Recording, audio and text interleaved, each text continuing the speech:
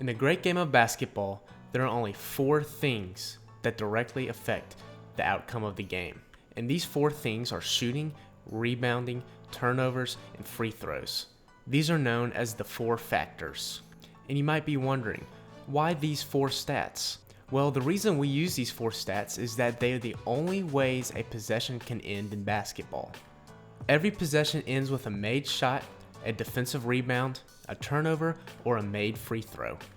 It is the goal of every basketball team to end every possession with a score on offense and a stop on defense.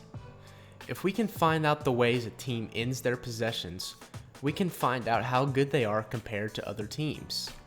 Everything else that happens in the game of basketball simply helps lead into how the possession ends. For instance, a team skill like passing simply helps lead a team towards ending a possession with points, while a team skill like shooting or rebounding directly affects the end of the possession.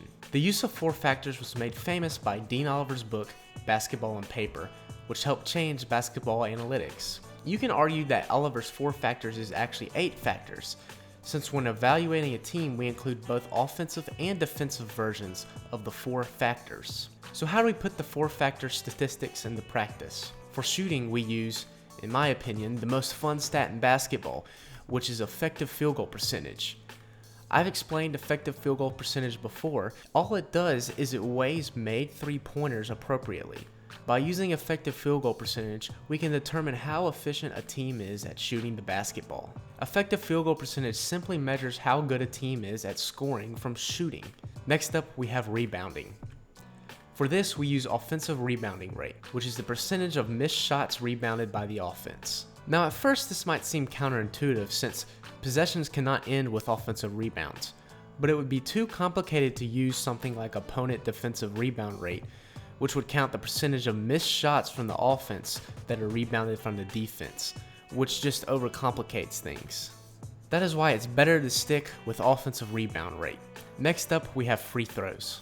For this, free throw rate is used, which divides made free throws by field goals attempted. Free throw rate helps show us how much an offense relies on free throws to score and how many points a defense gives up the free throws. And finally, we have turnovers.